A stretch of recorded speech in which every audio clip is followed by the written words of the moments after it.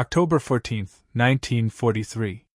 25,000 feet over Germany, a tail gunner breathes frost into his mask and stares through a circle of metal older than the problem it's supposed to solve. The ring-and-bead sight sits in front of him like a dare. Out there, a FW-190 slides to 6 o'clock low, the angle every attacker is taught to love, while closing speeds stack past 500 miles an hour. He squeezes. The sight picture drifts. Tracers float wide. The fighter's cannons answer with the kind of punctuation nobody survives twice. They'll call this day Black Thursday for a reason. Doctrine said the flying fortress could protect itself. Reality is carving holes through aluminum to prove otherwise. Now imagine a fix that doesn't come from a factory or a briefing room. Imagine something small enough to fit in a flight jacket pocket, a pair of mirrors and a borrowed reflector sight. Not a gadget with gears and gyros, just an outlaw rig that lets a gunner see where his bullets are going before he wastes the burst. The story says one sergeant sketched it in a logbook, bolted it into the tail at night, and turned desperate guesswork into controlled bursts that made veteran pilots break off. It wasn't authorized. It wasn't blessed. It wasn't even polite. But it might have changed everything. That's the problem with history at altitude. The cold makes memory stingy. Some records speak in numbers, others whisper in rumors, and somewhere in the middle a name appears, then fades.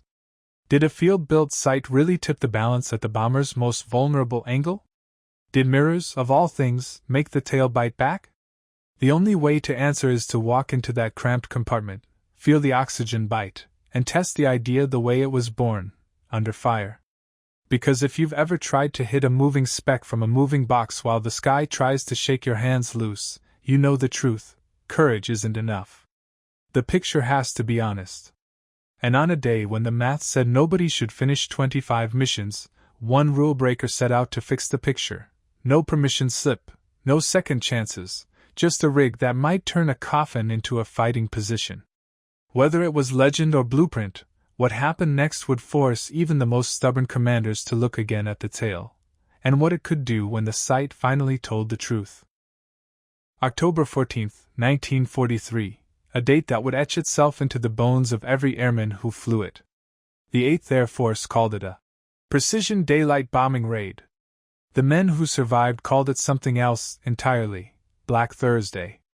291 B-17 flying fortresses lifted off from England that morning, silver wings catching the weak sunlight. Their mission: strike the ball-bearing factories at Schweinfurt, the heart of Germany's war machine. No fighter escort could follow them that deep into enemy airspace, so they went in alone, relying on tight formations and overlapping machine gun fire to protect themselves. On paper, the numbers looked solid. In the air, the math turned fatal. From the moment the bombers crossed the coast, radar screens in occupied France began to light up. German fighter groups scrambled in waves, climbing fast and attacking smart, always from 6 o'clock low, the blind spot every Luftwaffe pilot knew by heart. B-17s were supposed to be flying fortresses, each one bristling with 13 guns. But the Germans had learned how to dance between the arcs of fire, darting through the formation before the gunners could even draw a bead. By midday, the sky over Schweinfurt looked like a scrapyard in freefall. Aluminum skin peeled away like foil, engines flamed out, whole crews vanished into black smoke. 60 bombers went down before nightfall. Another 100+ limped home, shredded so badly they'd never fly again. That's more than a third of the attacking force, gone or grounded in a single day. And with 10 men per crew, the math was merciless: 600 airmen dead, dozens captured, and hundreds more wounded. The numbers told a story that strategy couldn't spin. At this rate, no bomber crew would statistically survive their required 25 missions. Every flight was a roll of dice weighted toward disaster. The self-defending fortress was dying faster than it could be replaced. Commanders called emergency meetings. Engineers talked about heavier guns, powered turrets, thicker armor. But none of that helped the men flying missions tomorrow.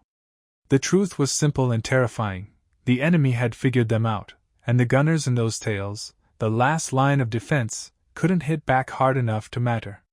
What they didn't know yet was that one of those tail gunners, young, exhausted, and furious, was about to stop waiting for permission and start fixing the problem himself. Because sometimes, survival doesn't wait for official approval. The tail position of AB-17 was supposed to be the plane's shield, its final line of defense. In reality, it was a coffin with guns. Imagine being sealed inside a metal bubble no bigger than a closet, the temperature dropping to 40 below zero, oxygen mask frosting over, and your whole world reduced to a circle of glass and the flicker of tracers vanishing into empty sky. Your weapons, 2 heavy Browning .50 caliber machine guns, could chew through anything if they hit.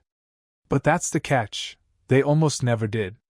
The Army Air Forces trained gunners to lead the target, using a primitive ring and bead sight, a thin metal post inside a wire circle. No electronics, no computers, not even a hint of ballistics correction. You had to guess where the enemy would be by the time your bullets arrived, while both planes closed at over 500 miles an hour. And bullets, unlike movies, don't fly straight. They drop. They drift. Even a perfect-looking shot could miss by yards because the target was no longer where your brain thought it was. Add in gloves too thick for precision and the vibration of 4 massive engines shaking your arms, and you start to understand why aiming was really just hoping. In training, on calm practice ranges, gunners could hit 12% of their targets.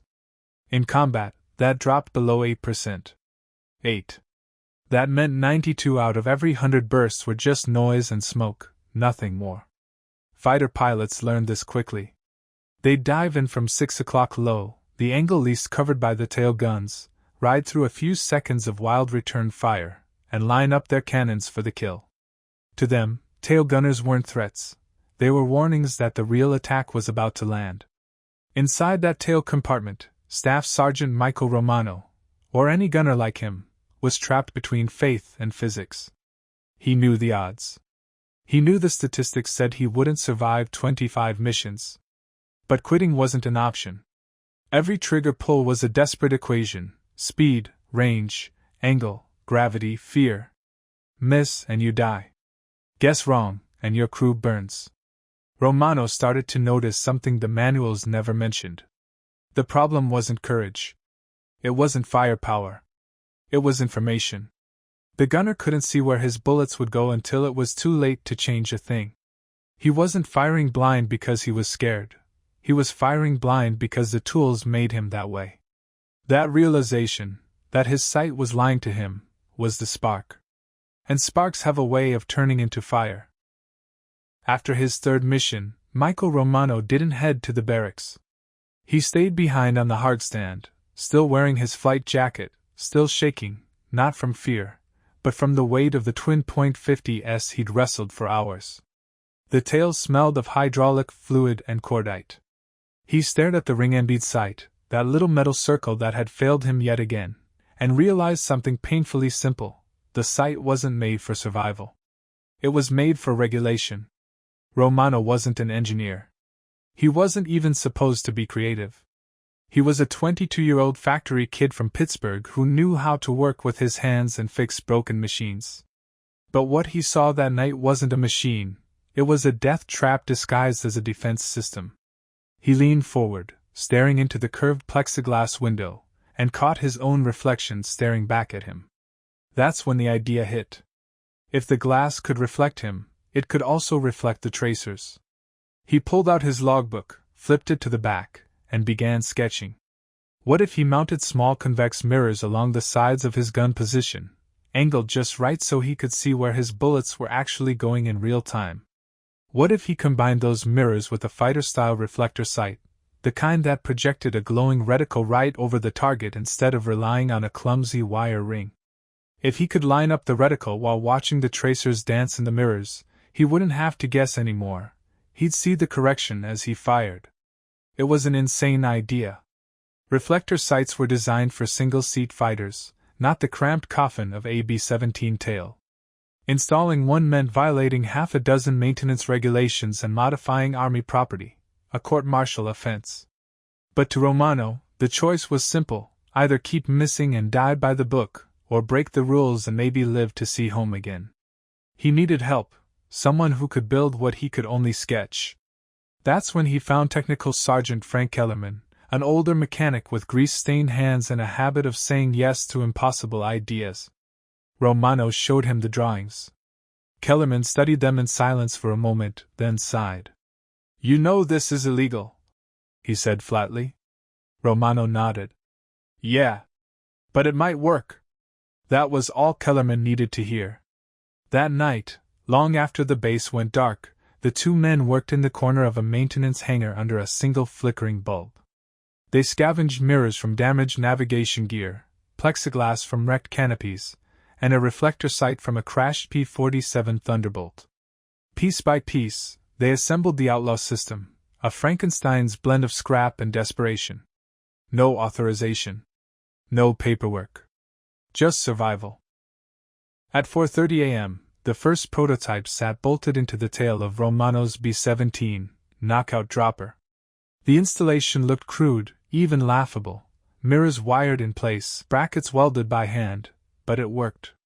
Romano climbed into his seat, leaned forward, and for the first time saw a glowing reticle floating in the glass with his own reflection behind it. For the first time, he could see the path of his fire before pulling the trigger. He smiled inside his oxygen mask. "If this thing doesn't kill me," he muttered, "it's gonna save somebody."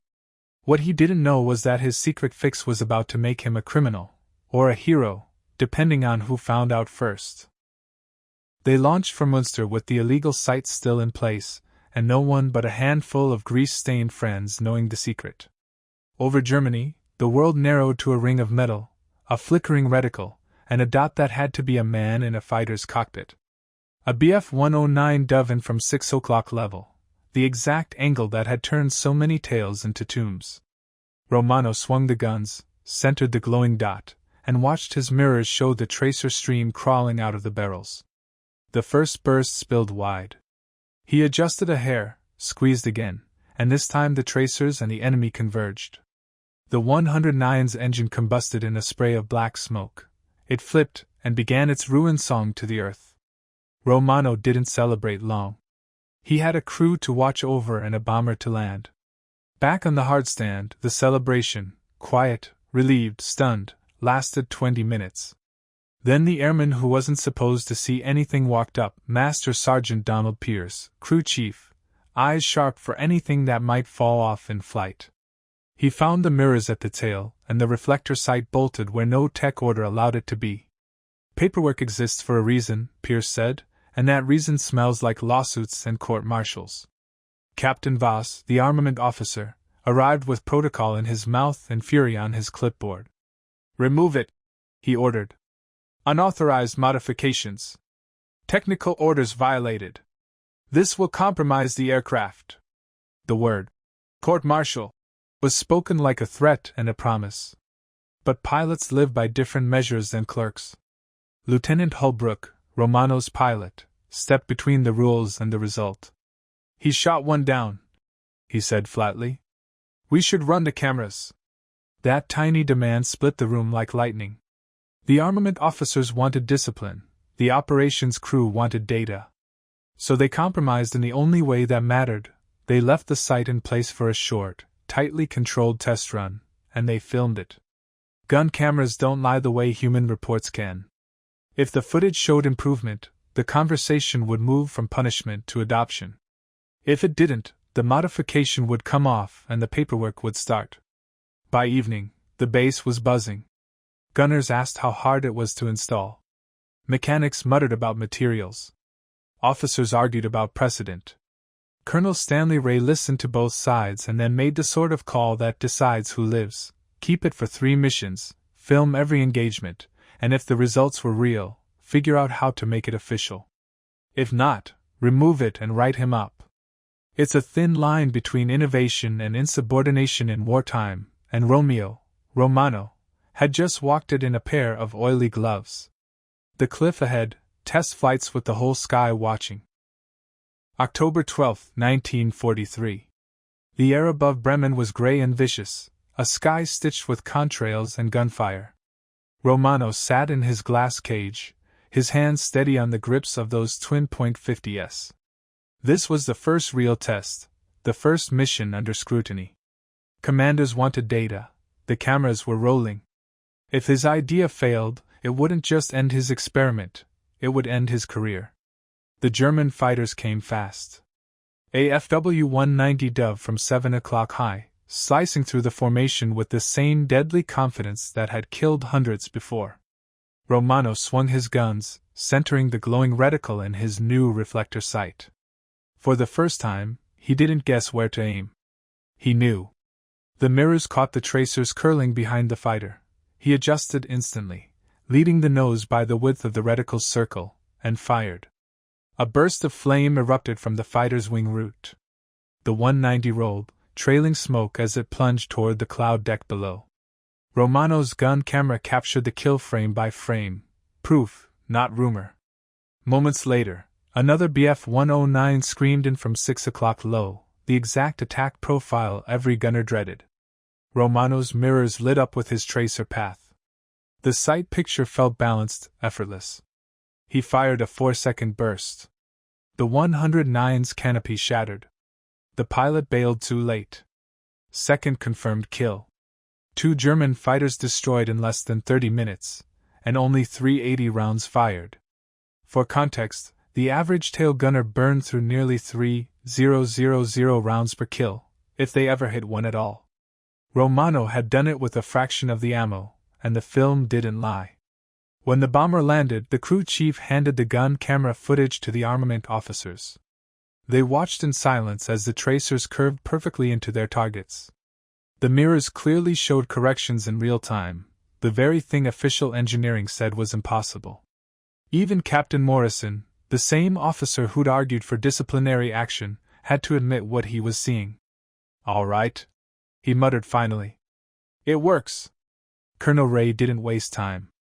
"Then build more," he said. "Every tail gunner flies with one. 2 weeks." And just like that, what started as an illegal field mod became the most sought-after secret on base. Sheet metal crews began copying Romano's design, scavenging parts from wrecked fighters and scrap bins. Each new bomber that rolled onto the line carried a little piece of rebellion, a silent testament to the gunner who refused to die by the book. What no one expected was how quickly the results would spread, and how loudly the enemy would notice. Within days, Bassingbourn Airfield no longer sounded like an airbase. It sounded like a factory running on stolen time. In the sheet metal shop, sparks flashed through the night as wrenches clanged and drills whined. What had started as one man's defiance turned into an operation, an underground production line building mirror sight systems faster than the quartermasters could file complaints. Technical Sergeant Kellerman became the unofficial foreman. He scavenged parts anywhere he could find them, reflector sights from grounded P-47s, convex mirrors from shattered navigation gear, aluminum brackets cut from wrecked bombers. Each kit was built by hand, tested by flashlight, and signed only with grease-stained fingerprints.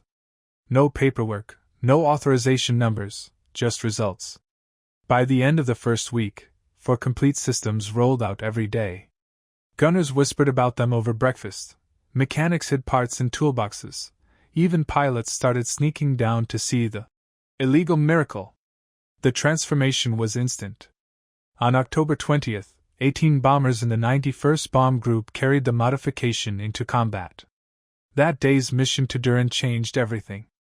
German fighters swarmed in as usual, confident that the tails were easy prey. But instead of the usual spray of random tracers, the Luftwaffe pilots met a storm of precise, corrected fire. Within minutes, reports crackled over the radio, confirmed kills, multiple attackers breaking off, formations holding tight. When the bombers returned, ground crews counted the holes. There were fewer than usual. A lot fewer. Gun camera footage confirmed it. Tail gunners using Romano's sight were hitting 2 to 3 times more often than anyone else. The official report listed 11 confirmed kills out of 47 attacks.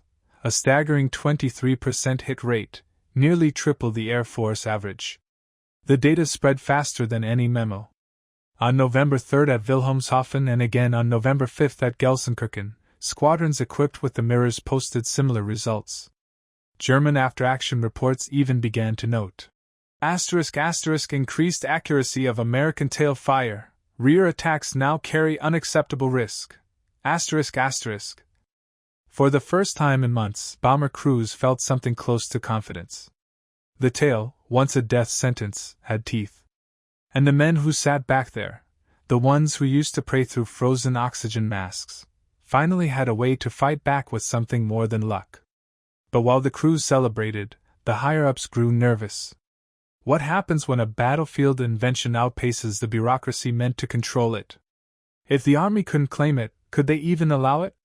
The answer came from higher still, a man whose name carried weight across the entire 8th Air Force. And his visit would decide whether Romano's creation lived or died. November 18, 1943. The fog hung low over Bassingbourn when a convoy of jeeps rolled onto the airfield unannounced. Out stepped Brigadier General Frederick Castle, commander of the 4th Bombardment Wing. He didn't come for ceremony. He came because word of a rule-breaking gunner and his impossible mirrors had reached headquarters. The kind of rumor that traveled faster than paperwork. Castle was an engineer before he was a general, and he believed in numbers, not stories. He walked straight to the hangar where the modified B-17 sat glinting under the dull lights. Without a word, he climbed into the tail section himself, stooping beneath the gun yoke, examining the welds, the brackets, the strange arrangement of mirrors.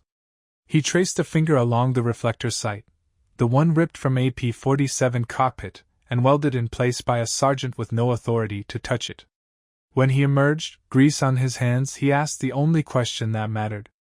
"Who built this?" Romano stepped forward. "I did, sir. With Sergeant Kellerman." Castle studied him for a long moment. "And how do you know it would work?" Romano shrugged, honest as steel. "Didn't, sir. But the old sight didn't work either. I figured anything else was worth a try." Castle laughed, a dry, human sound that broke months of tension. "Fair point, Sergeant. Fair point." He ordered the gun camera footage brought to the briefing room. The film flickered to life, and every officer in the hangar watched as tracer streams curved across the screen, adjusting mid-flight, carving into enemy fighters with surgical precision. No lucky shots, no wild bursts, just controlled, deliberate fire. When the reel ended, Castle didn't hesitate. "This can be built at depot level?" "Yes, sir," Kellerman answered. "We've got drawings and measurements." "Then I'm authorizing immediate implementation across the 4th Wing. 30 days. Every tail gunner gets one." The room fell silent. What had started as a violation was now doctrine. Within weeks, bomber groups across England began receiving the *** Field Expedient Tail Gun Aiming System, Type 1***. The mirrors and reflector sight, once hidden behind improvised brackets, were now sanctioned and standardized. And as the new Cheyenne tail turret rolled off production lines in early 1944, Boeing's engineers incorporated the same principles Romano had proven with his Outlaw fix: an official reflector sight, wider field of fire, and smoother control. For the first time in months, the numbers shifted. Squadrons equipped with the new sights saw tail attack losses drop by over 30%. Luftwaffe pilots adjusted tactics, abandoning the once safe 6 o'clock approach for head-on strikes, riskier for them, safer for the bombers. The innovation had done more than save crews, it had changed how the enemy fought. And it all began with one mechanic, one gunner, and a mirror that shouldn't have been there. But victory has a way of swallowing its authors. While generals filed reports and engineers took notes, Michael Romano packed up his gear, flew his missions, and never asked for recognition. The war still raged, and heroes didn't always have names, just fingerprints on the metal that brought their friends home. By winter of 1943, the change was visible in the sky itself. The B-17 formations that once looked like helpless targets now bristled with confidence. Luftwaffe pilots who used to swing in casually from 6 o'clock low began to hesitate. Intercept reports recorded a new phrase, **. Rear approach now carries unacceptable risk. **. In the same breath, German squadrons were ordered to switch to head-on and high-angle attacks, more dangerous, less effective. The balance had shifted, not because of a new aircraft or breakthrough weapon, but because of a piece of scrap plexiglass, 3 mirrors, and a gunner who refused to keep missing. By early 1944, Boeing's Cheyenne tail turret appeared on production lines, fitted with an official reflector sight almost identical in position to Romano's improvised one. Losses on rear quarter attacks fell by a third, and the Army Air Forces quietly noted a significant improvement in defensive effectiveness. No memo mentioned the illegal origin story. In engineering records, the reflector sight arrived fully formed, another approved design enhancement. But the men who had flown the earlier models knew the truth. They had seen it built in the dark by 2 airmen who were supposed to be asleep. Romano kept flying. He logged mission after mission until February 1944, when flak tore his aircraft apart over Leipzig. The B-17 crash-landed in Belgium. He survived and spent the rest of the war in a German prison camp.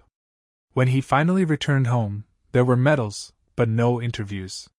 He worked in a Pittsburgh machine shop for 37 years, raised a family, and rarely spoke of what he'd done. His kids grew up thinking their father had fixed a few gun sights. They never knew he changed the math of survival for thousands of men. After the war, engineers studied post-combat data. Bomber groups equipped with improved tail sights suffered up to 37% fewer losses from rear attacks. That translated to hundreds of aircraft and thousands of airmen who lived to go home. The same principle, give the gunner a truthful sight picture, would later shape every defensive system from the B-29's remote turrets to the computerized tails of the B-52. Decades later, in 1983, the 91st Bomb Group reunion gathered at Bassingbourn, now a museum piece of concrete and ghosts. One former gunner brought a dented mirror bracket he'd kept for 40 years. He found Romano, hair gray, hands still marked by metalwork, and said quietly, "Because of those mirrors I came home. My kids exist because you didn't wait for permission." Romano just smiled, shook his head, and said, "Any of us would have done it. I just wanted to survive the next mission." He was wrong about that. Thousands faced the same problem. Only one man ignored the rules long enough to solve it. Michael Romano died in 2003, his obituary mentioning the war in a single line. It didn't say he'd saved lives, or that his mirrors changed doctrine. It didn't say that while engineers debated, he acted. But the principle he proved lives on, sometimes the difference between failure and survival is a small reflection, and the courage to trust it. Because history doesn't always reward those who follow orders. It remembers the ones who decide when the rules matter less than the lives they're meant to protect. History tends to celebrate the men with stars on their shoulders, the generals, the inventors, the strategists. But the truth is, wars are often turned by people whose names barely make the records. Michael Romano was one of them. No fame, no headlines, no patents, just a kid in a frozen metal cage who refused to accept that missing was inevitable. He didn't write a doctrine or build a new aircraft. He looked at a reflection and saw a solution. A handful of mirrors, a salvaged sight, and a stubborn belief that better was possible became the spark that shifted an entire air war. The idea rippled upward, first through rumor, then through footage, then through official design. And by the time the engineers caught up, the proof was already in the sky. That's the quiet power of defiance. It doesn't always roar. Sometimes it hums in the sound of a gunner's trigger, a mechanic's wrench, a midnight experiment. The mirror system wasn't just an invention, it was a statement. We don't need permission to survive. By the end of the war, tail gunners were hitting back harder, formations were holding tighter, and thousands of airmen came home who statistically shouldn't have. Most of them never knew the name of the man who made that possible. And Romano never asked them to. He didn't care about recognition. He cared about results. In the end, his story isn't just about a piece of glass and metal, it's about courage that doesn't wait for orders. It's about the kind of innovation born in desperation, tested under fire, and remembered only by those who lived because of it. So next time you see a photo of a B-17 gliding home over the channel, riddled with holes but somehow still flying, remember the man behind the mirrors. Remember that sometimes, the smallest reflection can change the course of history. Because the best innovations don't ask for permission. They demand to be seen.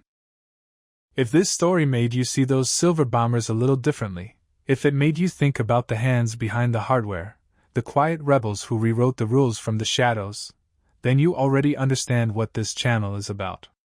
Michael Romano never planned to be a hero. He wasn't trying to change military doctrine or outsmart engineers in lab coats. He was just tired of watching his friends fall from the sky and decided to do something about it. A mirror, a bit of plexiglass, and a risk big enough to end his career, that was all it took to turn survival from luck into skill. 80 years later, the lesson still reflects back at us. The greatest breakthroughs rarely start with permission. They start with frustration, determination, and someone who refuses to look away. If you want more untold stories like this, stories about forgotten innovators, hidden moments, and the small acts that changed history, make sure to subscribe, like, and drop a comment below. Tell me what you think. Do you believe Romano's mirror rig really existed, or has it grown into legend over time? Either way, one truth remains clear: sometimes the smallest reflection can light the path home. And in the next video, we'll travel from the frozen skies of Europe to the underground nerve center of D-Day, where a handful of radar operators in a Portsmouth basement changed the course of history before the first soldier ever hit the beach. Stay curious. Stay defiant. And never stop looking for the stories that history forgot.